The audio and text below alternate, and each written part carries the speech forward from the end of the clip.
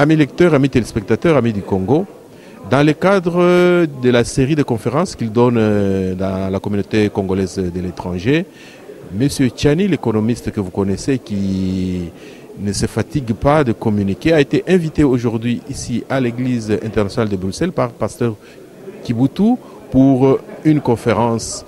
Et bien que la conférence soit toujours la même, mais les réactions du public sont toujours adaptées aux circonstances. Comment est-ce que le public a accueilli cette conférence? Comment les gens ont placé l'espoir en ce que le docteur Tchani dit? Eh bien, vous allez suivre cela dans ce reportage que nous avons réalisé ce jour avec notre complice de tous les temps, Gérard Kanabassaou. Messieurs, chers compatriotes, nous voulons, bien qu'étant en retard, quand même commencer. Je voudrais, au nom de l'Association internationale de la diaspora congolaise, souhaiter à chacun et à chacune la bienvenue à cette conférence débat. Laissez-moi commencer par remercier le docteur Kibutu et spécialement l'Église internationale de Bruxelles pour avoir accepté de mettre à la disposition de l'association ce très beau local. Merci beaucoup, docteur. Merci à toute l'équipe qui travaille avec le docteur Kibutu et merci à toute la communauté.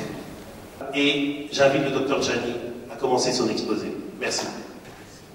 Je voudrais tout d'abord vous dire que c'était un honneur pour moi d'être sur ce podium pour échanger avec vous sur une nouvelle vision du développement de la République démocratique du Congo afin de créer des opportunités pour tout le monde. Mais avant d'entrer dans le vif du sujet, je tiens tout de même à exprimer ma gratitude au pasteur Célestin Kibutu Ngimbi de l'Église internationale de Bruxelles et aussi à l'Association internationale des Congolais de Belgique qui organise et sponsorise cette rencontre. À vous tous ici présents, merci de vous être déplacés pour que nous puissions échanger sur la situation de notre pays et afin que je puisse vous présenter quelques idées, ce que je pense peut être fait pour que le Congo devienne le meilleur pays que ce que nous avons aujourd'hui. Le thème de la conférence de ce soir, ma vision du développement de la RDC afin de créer des opportunités pour tous, est très complexe. Pour traiter ce sujet, je vais d'abord faire le diagnostic de la situation actuelle de la RDC, identifier les défis de développement auxquels le pays doit faire face et présenter enfin la stratégie pour accélérer le développement économique et social et créer des opportunités pour tous les Congolais sans exception. Mais commençons par le diagnostic de la situation actuelle. La République démocratique du Congo est à la croisée des chemins, vous conviendrez. Affirmer aujourd'hui que rien ne marche et que la plupart des indicateurs économiques, politiques et sociaux sont au rouge n'est pas une exagération de ma part. À titre indicatif, le classement fait en 2014 par le Programme des Nations Unies pour le développement portant sur l'indice de développement humain place la République démocratique du Congo en avant-dernière position, juste devant le Niger, un pays désertique faiblement doté en ressources naturelles et humaines. Le gain de 11 places dans le classement de 2015, en passant de la 187e place à la 176e place sur 188 pays, n'a rien apporté comme amélioration dans le vécu quotidien de nos compatriotes. L'organisation non gouvernementale Transparency International aligne la République démocratique du Congo parmi les pays les plus corrompus de la planète en 2014 et 2015. Et ceci malgré la nomination depuis l'an dernier par le chef de l'État d'un conseiller spécial en matière de lutte contre la corruption à la personne de Luzo Lubamba. Le panel des experts africains, qui était conduit par l'ancien président sud-africain Thabo Mbeki, qui avait effectué une mission en République démocratique du Congo en 2013, estime que 85% des ressources naturelles, des revenus des ressources naturelles de la République démocratique du Congo n'entrent pas dans la caisse de l'État ou dans le budget national. Plutôt, ces fonds atterrissent dans des comptes des particuliers, dans des paradis fiscaux, tels que Panama, privant le pays des ressources significatives pour le financement des projets de développement. Le rapport Doing Business, qui est préparé chaque année par le groupe de la Banque mondiale, met la République démocratique du Congo à la 184e position sur 189 pays en 2015, en utilisant comme critère l'attrait du climat des affaires. Nous savons par ailleurs que plus de 90% de la population congolaise vivent sans eau potable, ni électricité, ni moyens de télécommunication. L'enseignement, qui nous a tous formés, a connu une détérioration qualitative inquiétante. Il n'est pas surprenant de trouver des jeunes Congolais sortant des universités congolaises aujourd'hui, mais ne sachant ni lire ni écrire correctement. Nous devons nous ériger contre la corruption dans l'enseignement. De l'école maternelle jusqu'au niveau même du doctorat, en passant par l'école secondaire et l'enseignement universitaire, la corruption est omniprésente dans notre système éducatif. Le travail manuel est aujourd'hui acheté avec 1000 francs congolais auprès de l'enseignant. Le diplôme d'État est vendu par certaines écoles dont les préfets versent ce qu'on appelle le bol aux inspecteurs. L'université met en scène des professeurs bloquant des étudiants avec des notes fantaisistes, tandis que les filles congolaises sont braquées littéralement avec ce qu'on appelle des points sexuellement transmissibles. Chaque année, des dizaines de milliers de finalistes congolais, incapables de lire et écrire, sont déversés sur le marché de l'emploi. Le travail de fin d'études est rédigé même par l'assistant du professeur moyennant 100 $. Après une parodie de soutenance et devant un jury de complaisance, on entonne Alléluia, Alonginaye. Mais face à ce fléau, nous sommes tous soumis et pourtant, il y va de l'avenir de notre pays, de l'avenir de nos enfants, ceux pour qui nous nous sacrifions tous les jours. Mais pour quel résultat? Demain, qui va diriger le Congo? Devrions-nous importer donc des cadres des pays étrangers, d'autres pays africains ou du monde occidental pour diriger nos entreprises? Et nos enfants, ils deviendront quoi alors? Des gardiens, des balayeurs de rue, des esclaves ou des colonisés dans leur propre pays? Notre système éducatif est à refaire et doit valoriser la méritocratie. La croissance économique du pays paraît solide sur papier, bien qu'en étant en léger recul, elle est attendue autour de 7% entre 2016 et 2019, contre 7,7% en 2015. Mais cette croissance économique n'est ni inclusive, ni palpable, et encore moins verte. Elle ne profite pas à la grande majorité des Congolais, dont les conditions sociales restent très précaires. En tenant compte du taux de croissance de la population de 3% actuellement, nous avons besoin de réaliser des taux de croissance économique beaucoup plus élevés que ça, et les niveaux actuels pour pouvoir éliminer la pauvreté. Sinon, nous entretenons la pauvreté éternellement. Le chômage en République démocratique du Congo avoisine 85% de la population active, en dépit des statistiques officielles qui restent très contestables. Et vous savez qu'il y a un lien direct entre chômage et pauvreté. L'espérance de vie à la naissance en RDC est de 50 ans, contre 90 ans à Monaco, soit un écart de 40 ans s'il vous plaît. Quelle perte précoce de vies humaines dans notre pays. D'après Global Finance Magazine, avec un produit intérieur brut par habitant de 394 $ en 2015, la République démocratique du Congo est le pays le plus pauvre du monde aujourd'hui, avec 88% de la population vivant en dessous du seuil minimum de pauvreté, et ce, en dépit de toutes ces ressources naturelles que Dieu a bien voulu nous donner. En 1998, un franc congolais achetait 72 cents d'un dollar américain contre 0 aujourd'hui. Le franc est totalement supplanté par le dollar américain qui représente 95% de la masse monétaire du pays, ne laissant à la monnaie nationale un rôle très marginal. Donc, la dollarisation a envahi l'économie nationale. En exigeant aujourd'hui, par exemple, que les entreprises minières et pétrolières payent des taxes et autres obligations fiscales au trésor public en dollars américains, en réalité, le gouvernement et la Banque centrale accentuent la dollarisation tout en sabotant la monnaie nationale en violation de l'article 176 de la Constitution qui dit que le franc congolais est la seule monnaie ayant pouvoir libératoire sur l'étendue du territoire national. Il y a lieu de se poser la question suivante. Où se trouve le garant de la Constitution? Mesdames et messieurs, malgré cette note introductive négative, moi je reste optimiste et je crois sincèrement que la RDC, notre pays, peut se redresser. Bien, je ferai comme tout le monde, félicitations pour le travail, il est unique et grand. Ma question, c'est celle-ci. En fait, votre discours économique est éminemment politique. Or, en ce moment-ci au pays, il y a à la tête des gens qui sont des intouchables. Quand ils volent, on les récompense. Quand ils pillent, on les applaudit. Et ils ont mis en place un système. Et ils font tout pour que ce système reste là. Et au jour d'aujourd'hui, que devons-nous faire pour éradiquer ce système? Parce que finalement, si on éradique ce système, à ce moment-là, l'État redevient l'État et peut appliquer votre plan Marshall. Merci. Le plan que nous proposons n'implique pas le maintien de la situation du statu quo actuel.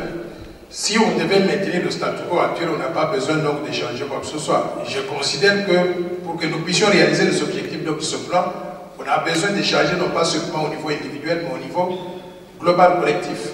Alors, comment arriver donc à le faire? Moi, je considère qu'on doit prêcher par l'exemple. Quand on est dans un pays où le problème fondamental de ce pays, c'est la gouvernance et la corruption, je veux que le numéro 1 de ce pays soit à mesure donc de faire, comme je vous l'ai dit tout à l'heure, de lever sa main et de dire devant les yeux de 80 millions de Congolais qui n'a jamais été corrompu, qui n'a jamais reçu un seul centime donc sous la table, ainsi de suite. Là. Et de dire aussi aux gens que si jamais vous êtes corrompu, voici les conséquences. Je vous ai dit qu'on va introduire donc un système de salaire minimum garanti pour s'assurer que le social de nos compatriotes soit pris en considération, pour s'assurer que tous celui qui travaille soit à mesure donc de vivre et de vivre de façon décente. Mais maintenant, quand on vous donne donc cet avantage-là, on attend de vous un certain comportement. Il y aura des programmes donc de moralisation de la société. Je vous ai parlé par exemple d'introduire même dans les curriculums éducatifs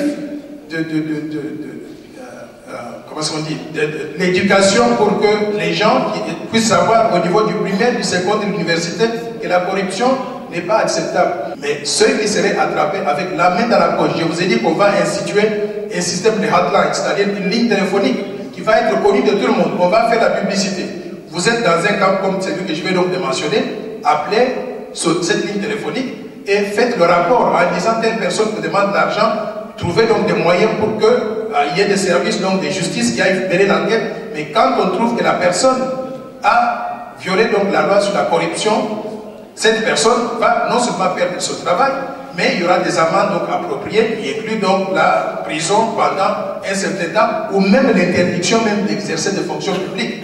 Quand vous êtes strict et vous prêchez par l'exemple, les gens ne sont pas naïfs, ils vont suivre. J'estime que c'est de cette façon-là que nous allons combattre la corruption dans notre pays et changer aussi la mentalité. Vous imaginez toute la fierté que vous nous faites parce que vous êtes de la diaspora. Donc la diaspora fonctionne. La diaspora a la réponse aux maux de notre pays. Et je crois que ça c'est très important. Mais je voulais prendre juste 5 minutes, comme nous sommes vraiment à la fin, pour vous dire merci d'être venu, mais aussi souligner le fait que, comme vous le voyez, nous sommes dans une église. C'est l'église internationale de Bruxelles. Nous vous avons accueillis parce que nous croyons que l'église a sa place dans le pays. L'église a sa place au centre du village. Et comme vous le savez, le centre du village, dans nos villages, était le lieu des palabres, le lieu pour régler les différends, pour arranger que tout se passe bien dans le pays. Je ne suis pas allé poser la question à tous les pasteurs congolais d'Europe ou de la Belgique pour savoir si c'est bien ou pas bien d'entendre parler de notre pays. Je me suis tout simplement dit, avant d'être chrétien, je suis congolais. Et je crois que c'est important que je m'ouvre. D'autant plus que le discours est positif, le discours est constructif. Et je crois que c'est ce que nous devons faire, c'est notre responsabilité. Notre vision, le cadre dans lequel nous avons reçu cette manifestation, l'AIDC, donc l'Association internationale de la diaspora congolaise, c'est une vision qui est venue des discussions entre frères et sœurs, mais je crois que j'étais long assez le 6 février lorsque nous avons fait notre sortie. Si vous allez sur YouTube, vous trouverez tous les détails. Il suffit de taper Mon Foutino, Kibutu, diaspora congolaise, et vous verrez défiler de nombreuses vidéos que vous pourrez suivre, regarder et découvrir tout ce que nous voulons faire. Mais pour ce soir, je voulais juste dire que nous étions préoccupés par le grand nombre que constitue notre diaspora. 7 à 8 millions de Congolais sont dans la dispersion. Ce grand nombre correspond malheureusement à des graves problèmes socio-économiques. 14% seulement des diplômes servent à leurs détenteurs pour un emploi, c'est-à-dire qui correspond à l'emploi de leur formation. Et donc, 86% des diplômés congolais de la diaspora ont leur diplôme dans la valise et le reste du temps pour avoir un emploi précaire d'ouvrier quelque part, distribuer les journaux, faire la plonge dans un restaurant, ainsi de suite. Une telle situation ne pouvait pas continuer. Il fallait faire quelque chose.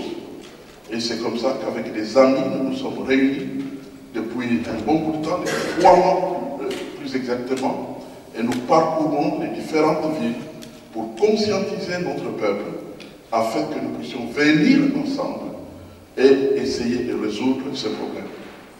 Souvent, nous parlons de ces slogans tels que l'union fait la force, mais c'est vrai, effectivement, l'union fait la force. La preuve est que les pays dans lesquels nous sommes, comme la Belgique, n'a pas une gramme d'or ou de diamants. Et pourtant, ce pays fait partie des pays riches de notre génération. Pourquoi? Parce que l'union fait la force. Les gens viennent ensemble, cotisent et deviennent capables de réaliser des grands projets. Je me suis donc fait entourer de frères, de sœurs très qualifiés et qui travaillent pour ce projet. Déjà ici en Belgique, en Angleterre, en France. Ce week-end, si Dieu le veut, nous serons en Suisse. Et puis, dans 2 semaines, nous serons en Allemagne. Et partout, en tout cas, nous sommes en train de voir des hommes et des femmes qui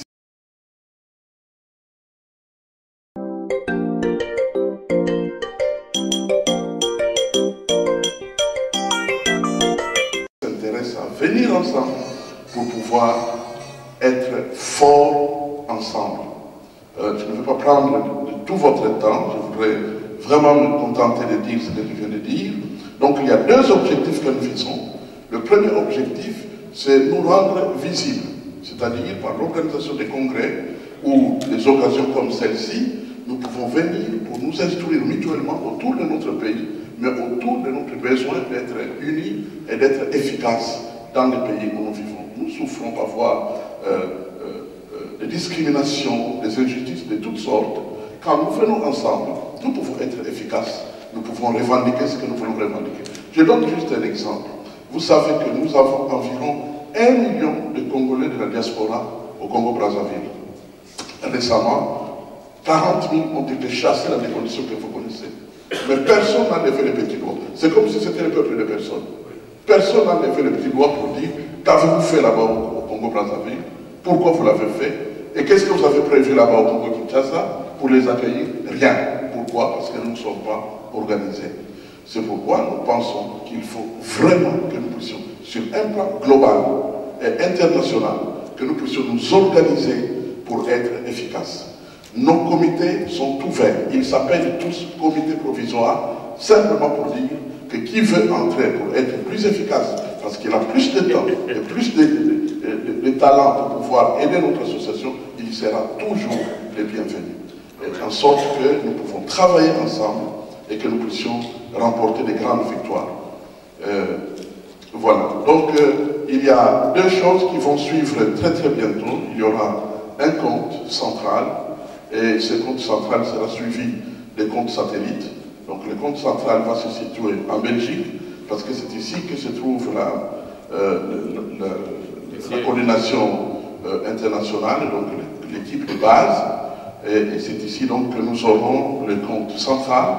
Et ce compte central va émettre des attestations pour que les différents comités dans les différentes nations où se trouvent les Congolais dans le monde puissent avoir un compte dans lequel les hommes et les femmes donc, vont verser leurs cotisations. Une cotisation de 100 €, de 100 $, de 100 livres ou de 100 francs suisses. Donc c'est comme ça que nous allons travailler. Alors cet argent servira à quoi? C'est pour créer des entreprises ici dans la diaspora. Donc à la différence de tout ce qui s'est fait jusqu'à présent, nous ne visons pas à aller acheter des banques au Congo, c'est bon, mais ce n'est pas ce que nous ferons pour le moment. Nous ne visons pas pour aller résoudre le problème du Congo, mais nous voulons résoudre le problème d'ici. Parce que nous pensons que le problème d'ici, c'est le problème de la vache à lait. Si nous croyons que la diaspora congolaise, c'est la vache à lait du Congo, donc si nous nourrissons la vache, il y aura plus de lait pour nourrir le Congo. Donc c'est comme ça que nous réfléchissons et nous pensons que c'est de cette manière que nous serons efficaces. Nous donnerons de l'emploi avec ces cotisations. Imaginez un instant que 2-3 millions, parce que ce dont nous parlons, ce n'est pas une association comme les autres. Non, non. C'est une association de masse.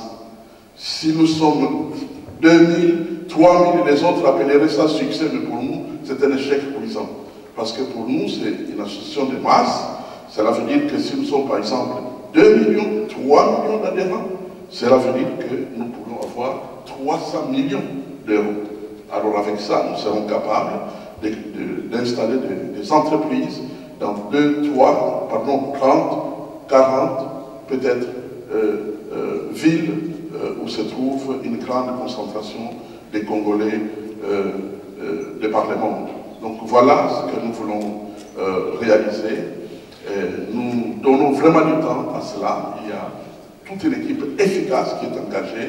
Nous avons des experts qui sont avec nous. Et vous pouvez vous imaginer, lorsque j'ai fini d'expliquer notre police et tout ce que nous voulons faire au docteur Tchani, qu'il était non seulement très content, mais il a répété plus d'une fois, et je fais partie de ce mouvement, parce que c'est très important. Nous devons nous prendre en charge. Nous devons nous prendre en charge. C'est très important.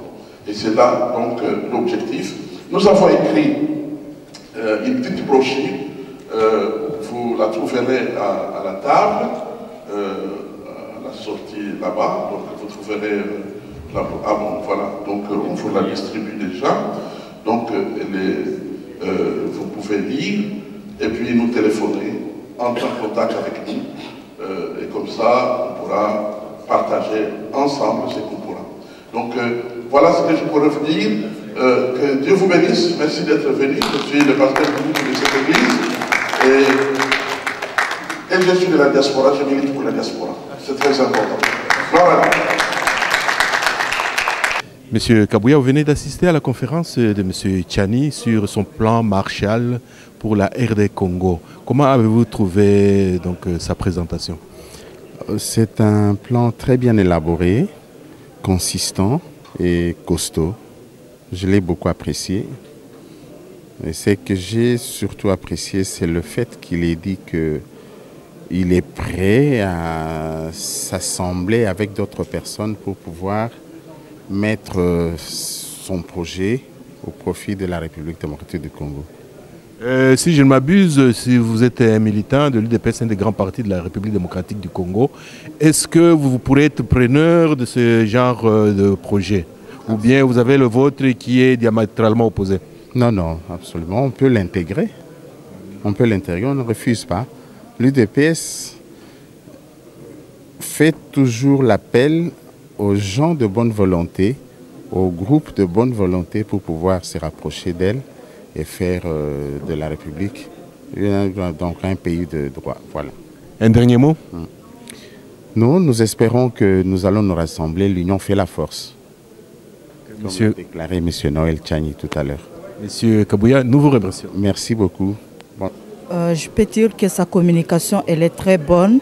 C'est vraiment un projet à soutenir et je crois que j'y adhère, quoi. Et qu'est-ce qui a le plus attiré votre attention? Vous pensez que c'est un renouveau ou bien c'est toujours le même discours comme tous les politiciens en RD Congo? Ce n'est pas un renouveau, c'est le même discours des années. Depuis que nous sommes enfants, on entend toujours parler du même projet, mais il n'y a pas un développement concret. Et donc, on suppose que cette fois-ci, ça va être différent. Et qu'est-ce qui vous fait dire que lui sera différent des autres? Vous étiez là, vous avez suivi, vous avez senti qu'il y avait une certaine différence? Oui, parce qu'il a dit qu'il a étudié avec la bourse congolaise et donc il a besoin de renvoyer le même ascenseur au peuple congolais. Et ça, j'ai trouvé que c'était une bonne vision, quoi. Ok. Et un dernier mot? Ben, je soutiens. Nous devons nous rassembler, nous tous, pour soutenir ce genre de visions, ce genre de projets, quoi. Nous vous remercions, madame. Madame Niki Zaboussou. Amis lecteurs, amis téléspectateurs, amis du Congo, c'était la conférence, le plan Marshall de Dr Tchani en ce jour à Bruxelles. Si vous avez aimé, nous vous en remercions et nous vous donnons rendez-vous à notre prochain reportage que nous faisons, comme vous le savez, tous les jours avec Gérard Kanabassau, que vous êtes habitué désormais à recevoir dans vos salons.